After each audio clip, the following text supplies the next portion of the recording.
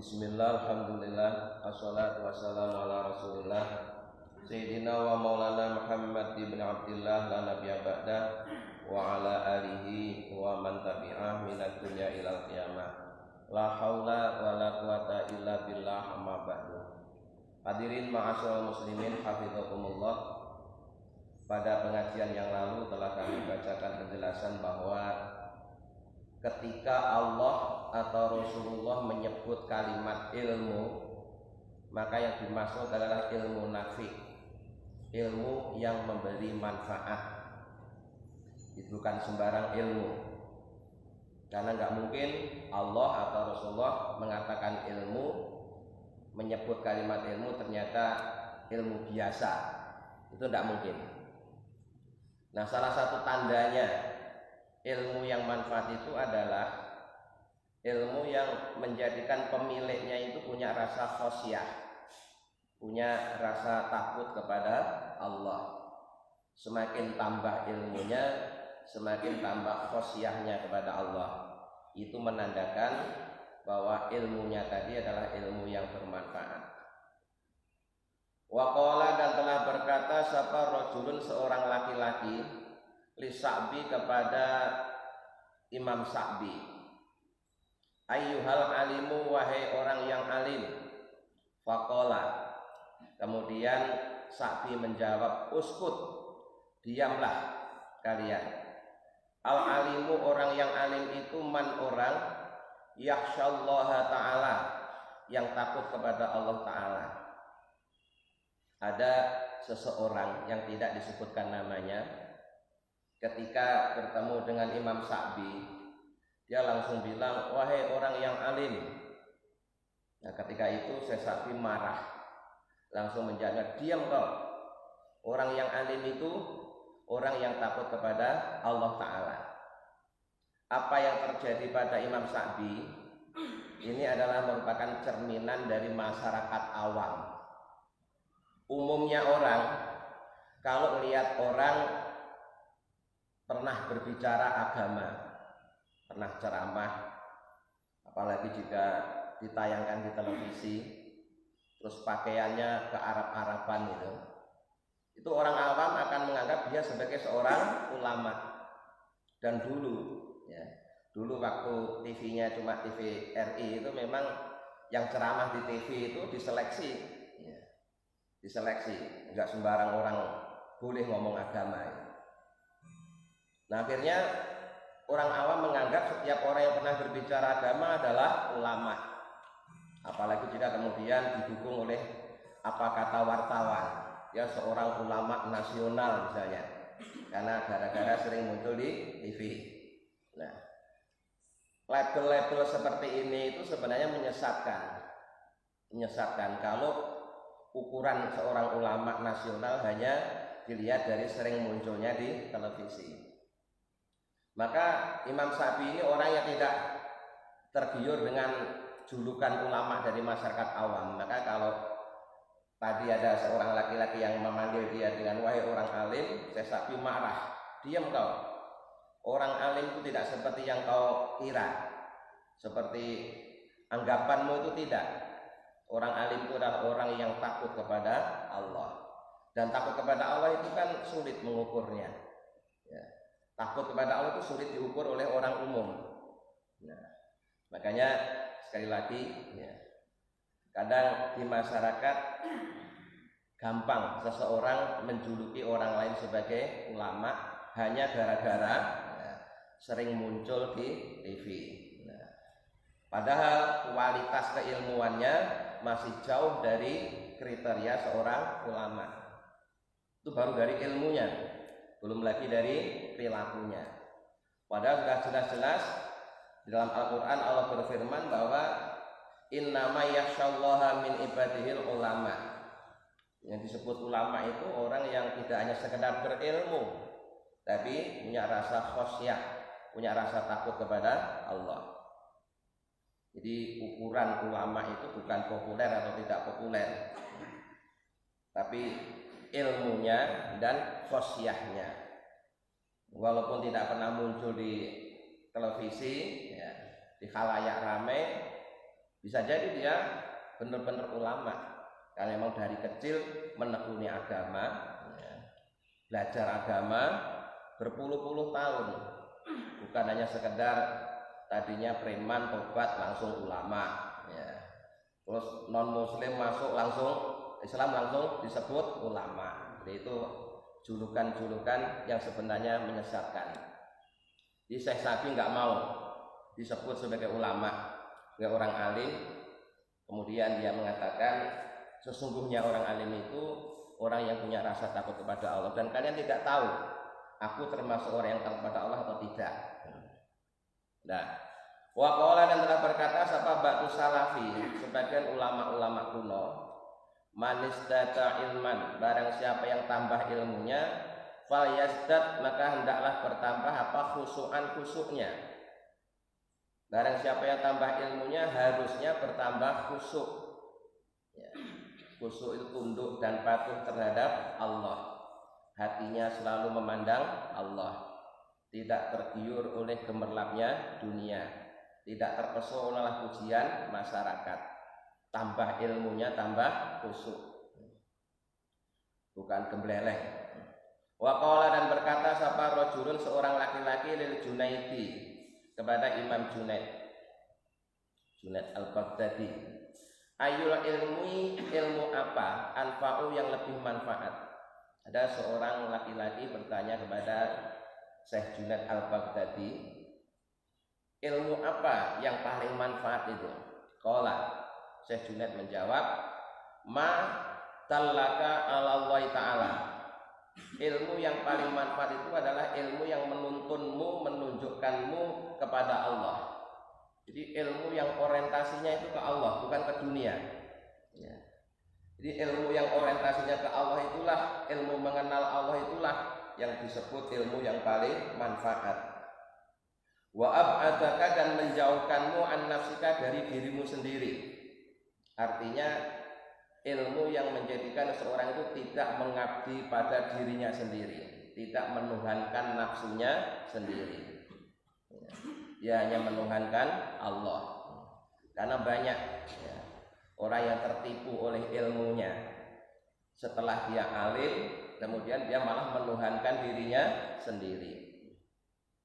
Di ilmu yang berorientasi ke Allah lah, ilmu yang tujuannya Allah lah yang paling bermanfaat, dan ilmu yang menjauhkan seorang dari dirinya sendirilah yang bermanfaat atau paling manfaat. Qala berkata sapa Imam Junaid, wal ilmu, dan ilmu an-nafi'u yang beri manfaat itu ma ilmu ya dulu yang menunjukkan sohibahu kepada pemiliknya ilmu tadi, menunjukkan alat tawadhu'i untuk memiliki sifat tawadhu. Tawadhu itu rendah hati. Semakin tambah ilmunya, semakin rendah hati.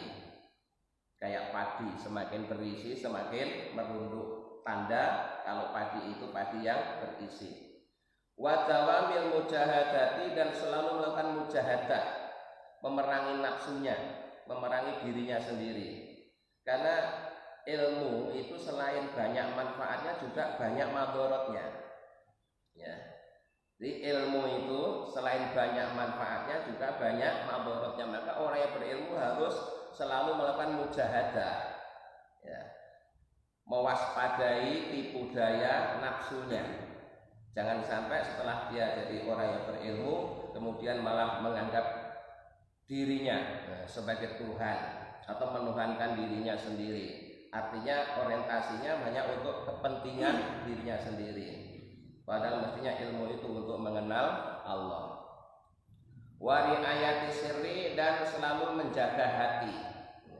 Menjaga hati jangan sampai kemasukan sifat-sifat yang tercela. Salah satunya adalah takabur. Takabur itu penyakitnya orang berilmu juga. Jadi orang bisa takabur gara ilmu, itu juga bisa terjadi, ya. Maka dulu iblis itu tidak mau hormat kepada Nabi Adam karena dia merasa lebih ahli ibadah dan juga lebih berilmu. Wa muraqabatil zahiri, dan selalu mewaspadai dirinya sendiri, dalam arti ada kesadaran selalu diawasi oleh Allah, wal khaufi dan punya rasa takut minallahi pada Allah. Ini ilmu yang manfaat menurut penjelasan Syekh Junaid. Wal i'radi dan berpaling anit dunya dari dunia. Jadi walaupun kadang-kadang orang yang berilmu itu kemudian mudah untuk mendapatkan dunia, tetapi dia tidak mau ilmunya ditukar dengan dunia. Ya berpaling dari kenikmatan dunia karena orientasinya akhirat, orientasinya Allah. Wa antolibiha dan berpaling dari orang-orang yang mencari dunia.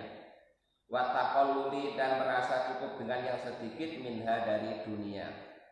Apa dia tidak butuh dunia ya butuh, tapi seperlunya saja, tidak sampai berlebihan.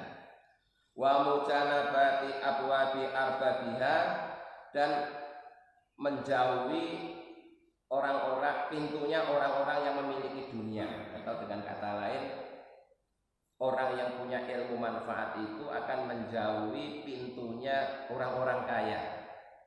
Maksudnya menjauhi pintunya apa? Dia tidak akan datang untuk meminta-minta sambil bawa proposal, enggak seperti itu. Itu merendahkan ilmunya itu. Ya. Kalau dia orang alim, orang berilmu, menemui orang kaya sambil bawa proposal minta sumbangan, itu harus dijauhi. Itu menjatuhkan martabat ilmu. Wa tarki ma fiha ala man fiha dan meninggalkan apa saja kenikmatan-kenikmatan yang ada di dunia yang biasa diperoleh melalui ilmu tadi itu. Min ahliha dari penduduk dunia. Wa nasihati dan selalu memberikan nasihat lil khalqi pada makhluk. Jadi ilmunya dijadikan untuk memberikan nasihat kepada sesama, tidak hanya buat yang muslim atau mukmin, tapi kepada sesama. Karena itu memang sudah tanggung jawab orang berilmu. Tanggung jawab orang berilmu itu kalau melihat sesuatu yang tidak baik, dia harus mengingatkannya, kalau bisa mencegahnya. Wa husnil khuluqi dan baik budi pekertinya ma'ahum bersama semua makhluk. Ya, tidak membeda-bedakan, tidak kemudian menganggap dirinya orang berkelas, kemudian hanya pantas masuk pada kelasnya, tidak. Tapi berbudi pekerti yang baik kepada semua manusia. Wa mucalasatil fuqara'i dan senang menemani orang-orang fakir. Jadi tidak pengen diistimewakan. Kalau hadir di satu pertemuan harus tempat khusus, tidak.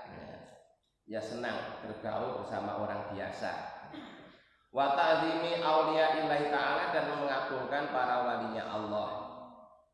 Wal iqbali ala ma yaknihi dan selalu berupaya untuk berbuat yang bermanfaat. Itu kriteria ilmu yang manfaat menurut pendapatnya Syekh Junaid. Berikutnya ada nasihat dalam bentuk syairnya kitab Kifayatul Atiyah. Ta'limuhu lillahi khairun ibadatin wa khilafatin wa wirasatin fatawassula. Ta'limuhu mengajarkan ilmu lillahi karena Allah Ta'ala itu khairu ibadatin adalah merupakan ibadah yang terbaik. Bagi orang yang berilmu, ibadah terbaik bagi dia adalah mengajar. Maka kemarin ketika kita menceritakan Imam Abu Hanifah, mengapa enggak mau diangkat jadi pejabat? Karena dia lebih memilih mengajar. Ya. Untuk jadi pejabat bisa ngangkat orang lain, tapi kalau mengajar, kalau tidak ulama menyesatkan nanti. Maka ibadahnya ulama yang terbaik ya mengajar, bukan wiridan, tapi mengajar. Karena kalau wiridan itu ya baik, tapi bisa jadi baiknya hanya untuk dirinya sendiri.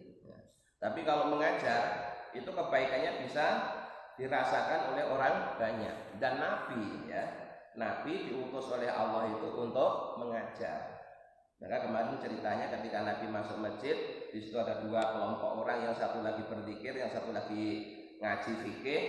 Rasulullah memilih bergabung dengan yang ngaji fikih. Jadi mengajar ilmu karena Allah itu merupakan ibadah terbaik bagi orang ulama. Wa khilafatin, dan juga merupakan sebaik-baik tugas seorang khalifah. Manusia di dunia itu kan melanjutkan tugasnya Nabi Adam yang Allah angkat sebagai khalifah di muka bumi. Nah, tugasnya salah satunya adalah mengajar.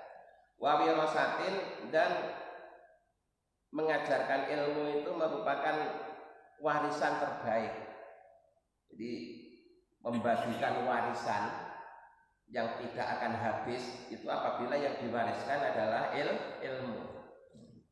Kalau harta sebanyak apapun dibagikan akan habis. Tapi kalau ilmu dibagikan, diwariskan, tidak bakalan habis, malah berkembang. Fatawassula, maka jadikanlah semua itu sebagai cara untuk tawasul kepada Allah. Ya, tawasul itu berbuat baik yang dijadikan perantara menuju Allah. Makanya bagi orang yang berilmu, amal ibadah terbaik untuk menuju Allah yaitu dengan cara mengajar. Yakni penjelasannya, anak taklimal ilmi, sungguhnya mengajarkan ilmu lil muslimina kepada orang-orang Islam, bin niyati sholihati, dengan niat yang soleh. Huwa, ya taklim itu khairu ibadatillahi subhanahu wa ta'ala, adalah sebaik-baik ibadah kepada Allah subhanahu wa ta'ala.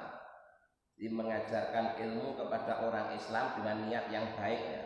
Syaratnya dengan niat yang baik. Niatnya ya lillah, bukan niat mencari keuntungan, bukan niat supaya dapat imbalan. Kalau toh dikasih imbalan tapi tidak dijadikan niatnya tetap karena Allah. Ada imbalan atau tidak, tetap ngajar kalau waktunya ngajar, karena niatnya memang karena Allah. Itu sebaik-baik ibadah kepada Allah Ta'ala. Afdaluha, artinya yang paling utama. Jadi aktivitas yang paling utama bagi seorang ilmuwan mengajarkan ilmu kepada orang Islam, niatnya lillahi ta'ala.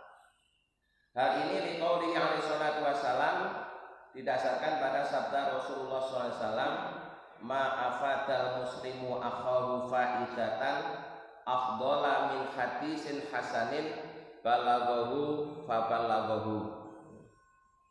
Ma'afada, tidaklah memberi faidah al muslimah, siapa al muslimu orang yang Islam, tidak memberi faidah akhahu kepada saudaranya faidatan, satu faidah, afdala yang lebih utama, min hadisin dari satu ucapan, hasanin yang bagus, balaghahu yang telah sampai kepadanya, fabalaghahu kemudian disampaikan lagi kepada orang lain.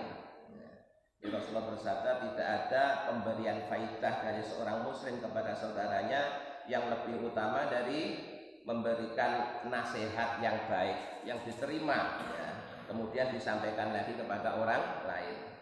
Di kewajiban kita mencari ilmu, ya, setelah ilmu kita dapat, kita pahami, kemudian kita ajarkan kepada orang lain. Menyimpan ilmu itu termasuk perbuatan maksiat. Jadi kalau orang berilmu nggak mau ngajar itu dosa. Kenapa? Karena dia menyimpan ilmu, sehingga manfaat ilmu itu jadi berhenti. Maka yang punya ilmu punya kewajiban untuk mengajar, ya sesuai dengan kemampuan masing-masing. Wa qauluhu sallallahu alaihi wasallam, dan sabda Rasulullah SAW, kalimatun, satu kalimat, minal khairi, dari kebaikan, yasma'uha, yang seseorang mendengarnya, fayu'allimuha, kemudian diajarkannya, wa ya'malu, dan beramal biha, dengan satu kalimat tadi, itu khairun, nilainya lebih baik, lahu, bagi orang, min ibadati sanatin, daripada ibadah 1 tahun. Di satu kalimat yang baik yang pernah didengar, kemudian diajarkan dan diamalkan, itu nilainya lebih baik daripada ibadah selama 1 tahun. Luar biasa, Pak. Jadi orang ngajar itu tidak usah dikasih imbalan apa-apa sudah untung. Kenapa? Oh, 1 kalimat aja perbandingannya lebih baik daripada ibadah 1 tahun. Padahal itu cuma 1 kalimat. Kalau beberapa kalimat itu lebih banyak lagi. Urusan pahala, pahala yang paling besar ya pahala yang didapatkan melalui mengajar. Nah, li'anna ta'lima, dia mengajarkan apa ini berikutnya ini. Li'anna ta'lima karena sesungguhnya mengajar itu al-istighalu kesibukan bitakmilil qalbi untuk menyempurnakan hati. Ya, jadi mengajar yang 1 kalimat saja nilainya lebih baik daripada ibadah 1 tahun itu mengajar untuk membersihkan hati dari sifat-sifat tercela, untuk menyempurnakan hatinya dalam mengenal Allah. Wa tathhirihi dan membersihkan hati. Alladzi huwa asrafu ma fil insani, yang mana hati itu merupakan sesuatu yang paling mulia yang Allah letakkan kepada manusia. Jadi manusia menjadi makhluk paling mulia dibanding makhluk yang lain itu kalau manusia itu masih punya hati, ya, masih punya hati atau hatinya masih berfungsi.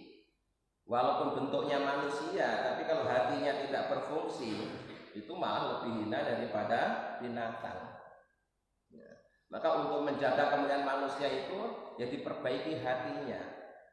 Ya, diperbaiki hatinya karena perilaku manusia itu sangat ditentukan oleh hatinya. Kalau hatinya baik, perilakunya juga baik. Kalau hatinya tidak baik, perilakunya juga tidak baik. Maka kalau ada orang berbuat baik, selalu dipuji dengan panggilan orang yang baik hati. Ya. Bukan baik tangan atau baik kaki, tidak. Ya. Tapi orang yang baik hati. Kenapa? Karena kebaikan itu berangkatnya dari hati. Nah, ilmu yang mengajarkan bagaimana agar hati menjadi baik, itulah yang 1 kalimat saja, ya, nilainya lebih baik daripada ibadah 1 tahun. Huwa asrafu maujudin alal ardi, dan manusia yang memiliki hati itu sesuatu yang wujud yang paling mulia yang ada di muka bumi. Jadi makhluknya Allah di muka bumi ini kan banyak, ya. Makhluknya Allah di muka bumi ini banyak, tidak hanya manusia saja. Tapi dari sekian banyak makhluk yang wujud itu yang paling mulia adalah manusia yang punya hati, yang hatinya dipakai untuk mengenal Allah. Qalbul mukminin baitullah, hatinya orang beriman itu adalah rumah Allah, maksudnya tempat untuk mengingat dan menyebut-nyebut Allah. Wahwa, dan mengajarkan ilmu aidon juga itu khairu khilafatin, sebaik-baik perbuatan seorang khalifah minal maula dari Allah. Allah mengangkat Nabi Adam sebagai khalifah di muka bumi. Tugas Nabi Adam salah satunya mengajar. Maka orang yang mengajarkan ilmunya Allah itu berarti telah melaksanakan tugasnya sebagai khalifah di muka bumi. Min alaihi biwasitati habibihil a'zam. Jadi khalifah, tugas Nabi Adam dari Allah, ya, yang dengan Adam inilah Allah memberikan kebaikan-kebaikan kepada makhluk yang lain. Jadi khalifah ini dijadikan perantara. Kebaikan Allah berikan kepada khalifah, terus khalifah menyampaikan kepada umat manusia. Jadi khalifah menjadi perantara Allah untuk menyebarkan kebaikannya. Fal muallimu, maka orang yang mengajar itu khalifatun, adalah khalifah lillahi, milik Allah, wa rasulihi, dan utusannya Allah, fi ardihi, di muka buminya. Maka seorang pengajar itu sesungguhnya adalah khalifatullah. Nah, khalifahnya Allah juga khalifahnya Rasulullah. Di semua orang yang mengajarkan ilmu untuk mengenal Allah itu adalah khalifatullah. orang yang melanjutkan tugasnya Nabi Adam diutus di muka bumi melalui Rasulullah juga ya. Nabi Adam turun sampai ke Rasulullah ke umatnya dan seterusnya. Ja'alallahu wasitatan bainahu wa baina khalqihi. Yang para khalifah ini oleh Allah dijadikan perantara untuk menghubungkan antara Allah dengan makhluknya, antara makhluk dengan Allah. Artinya melalui Nabi Adam yang turun sampai Nabi Muhammad, turun lagi sampai para ulama, semua itu menjadi perantara seorang hamba mengenal Allah. Jadi khalifah itu sebagai perantara yang menyambungkan hubungan manusia dengan Allah. Fi taqribihim dalam mendekati Allah, ilahi kepadanya. Fi taqribihim dalam pendekatannya si hamba ilahi kepada Allah. Zulfa kedudukan. Wasiyatihim ilal jannatil ma'wa. Dan akan menggiring umat manusia ke surga ma'wa. Ma'wa itu salah satu nama surga. Jannatul ma'wa, jannatul firdaus, jannatul adnin dan lain-lain. Qala sallallahu alaihi wasallam, Rasulullah SAW bersabda, ala khulafai rahmatullah, atas para penggantiku, para khalifah, rahmatullah adalah kasih sayang Allah. Di orang-orang yang melanjutkan tugasnya Rasulullah itu akan dapat jaminan, dapat kasih sayang dari Allah. Ila kemudian ditanyakan, waman khulafauka, dan siapa para khalifahmu itu wahai Rasulullah?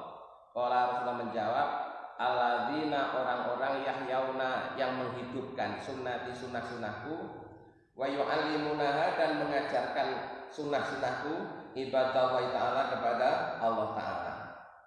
Jadi yang disebut khalifatullah atau khalifahnya Rasulullah adalah orang-orang yang menghidupkan sunnahnya Rasulullah dan mengajarkan kepada hambanya Allah. Dan sunnah Rasulullah itu sangat luas, Pak. Ya, jangan sekali-kali membatasi istilah sunnah Rasul hanya misalkan jenggotnya panjang, celananya cingkrang, istrinya lebih dari satu, terus bilang dia telah melaksanakan sunnah Rasulullah. Bukan hanya itu saja, sunnah Rasulullah itu sangat banyak. Ya. Semua yang pernah dilakukan oleh Rasulullah walaupun sekali, itu juga termasuk sunnah Rasulullah. Ya. Jadi kalau diteliti kita sholat itu sudah sunnah Rasulullah semua. Terbukti apa? Sebelum sholat kita wudhu itu sunnah Rasulullah. Nanti kalau diteliti lagi cara kita wudhu, mulai mencuci tangan sebatas pergelangan tangan, baca basmalah, basuh muka, terus basuh tangan, itu semuanya juga sunnah Rasul. Banyak sunnah Rasul itu. Jangan dibatasi ya dengan hal-hal yang sepele. Di semua yang pernah dilakukan Rasulullah, walaupun Rasulullah cuma pernah melakukan sekali, itu sunnah Rasul. Jadi sunnah Rasul jangan dibatasi lah. Kita ini paling sering dituduh katanya ndak sunnah Rasul gara-gara hanya ndak punya jenggot. Kan ya aneh, masa sunnah Rasul hanya diukur dengan jenggotnya saja. Jadi masih banyak sunnah-sunnah yang lain. Kita sholat menghadap kiblat ini juga sunnah Rasul.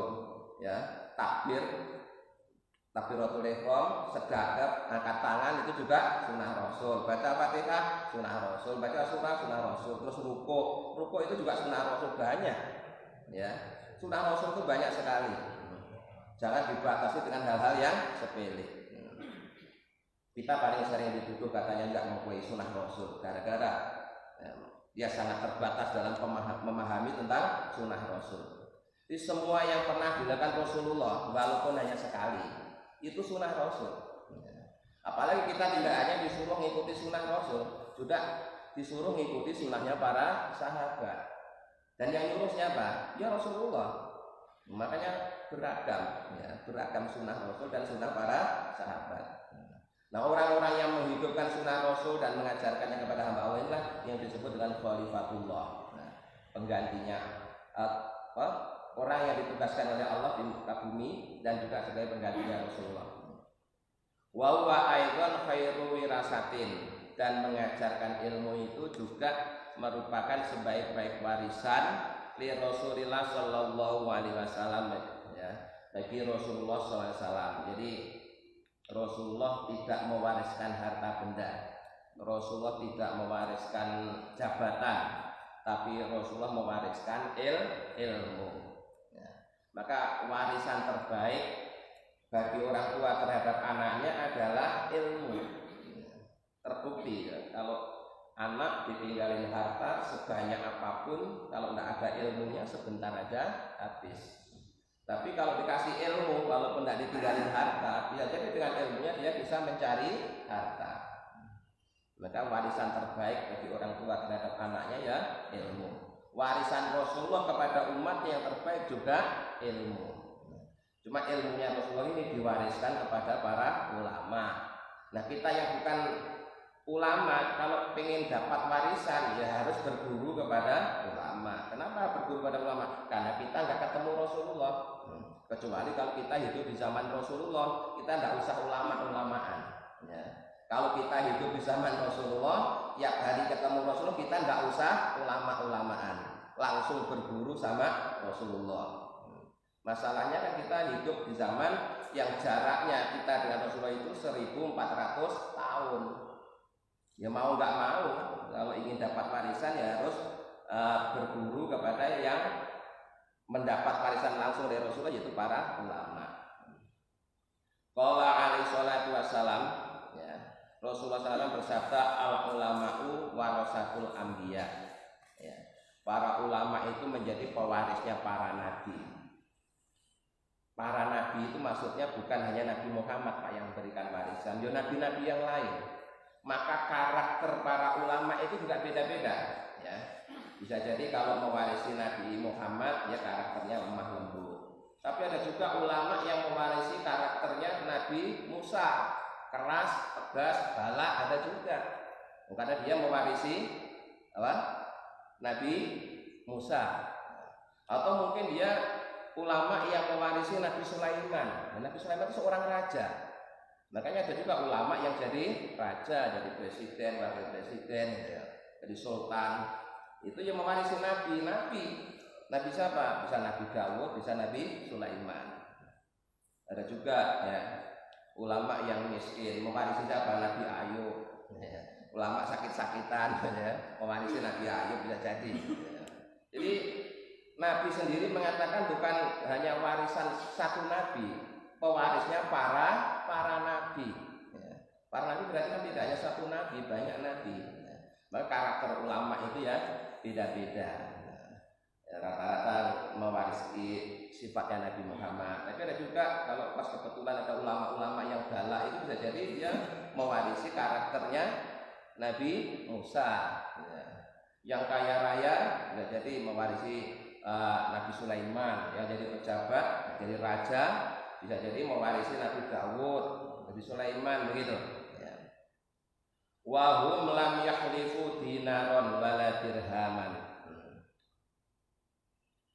Dan mereka itu, ya, para nabi itu tidak meninggalkan hak dinar dan dirham.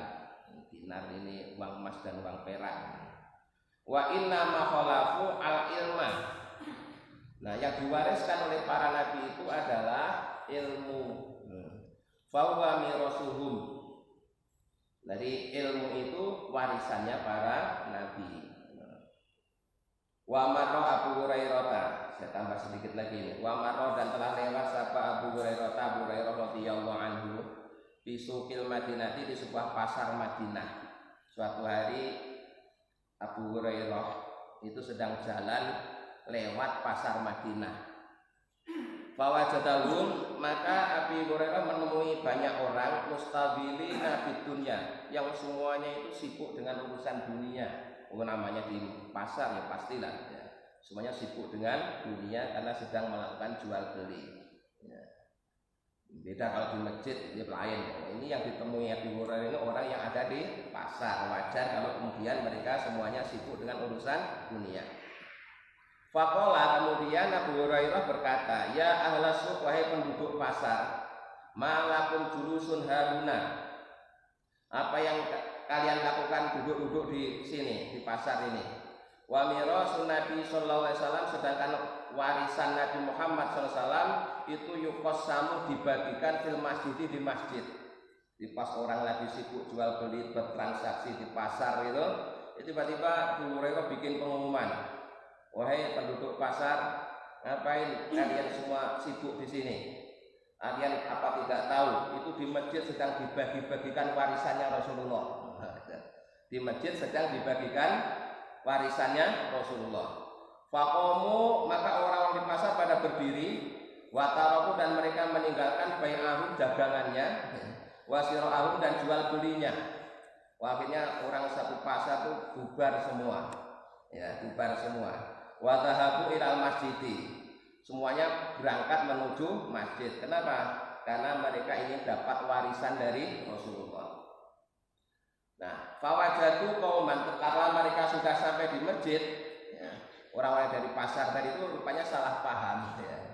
Dengar warisan itu bayangannya duit, ya. Dengar itu ada yang bagi-bagi warisan di masjid, semuanya yang jualan di pasar langsung bubar, dagangannya ditinggal, semuanya cepat-cepat datang ke masjid, karena bayangannya dia akan dapat warisan dalam bentuk harta benda. Ternyata begitu sampai di masjid itu dia lihat, ya, sekelompok orang yusalluna, sedang sholat, wa qauman, sekelompok orang yaqra'una, sedang baca Quran, wa qauman, sekelompok orang yatadzakaruna, yang sedang diskusi al halal wal haram, sedang membahas tentang halal dan haram. Fatarakuhum, akhirnya mereka meninggalkan semuanya itu. Wadhahabu, dan mereka pergi ila Abi Hurairah, kepada Abi Hurairah. Rupanya mereka kecewa, jadi sudah rela meninggalkan dagangannya di pasar, cepat-cepat datang di masjid gara-gara dengar berita di masjid sedang dibagi-bagi warisan. Ternyata begitu nyampe di masjid, yang dia lihat apa? Ada yang sedang sholat sunnah, ada yang sedang baca Quran, ada yang sedang ngaji bahas tentang halal haram. Mana warisannya? Mana warisannya? Abu Hurairah ini bohong ini. Katanya dibagi-bagi waris. Saya cepat-cepat datang ke sini, nggak tahunya cuma ada orang sholat, baca Quran, zikir, ngaji. Akhirnya mereka protes, rame-rame menemui Abi Hurairah lagi. Yaquluna, dan mereka berkata lahu kepada Abi Hurairah, aina mirasun Nabi sallallahu alaihi wasallam, mana warisan Nabi Muhammad sallam? Katanya dibagi-bagi di masjid, mana? Enggak ada, di masjid adanya cuma orang sholat, orang baca Quran, sama orang zikir, orang ngaji fikih, membahas tentang halal dan haram.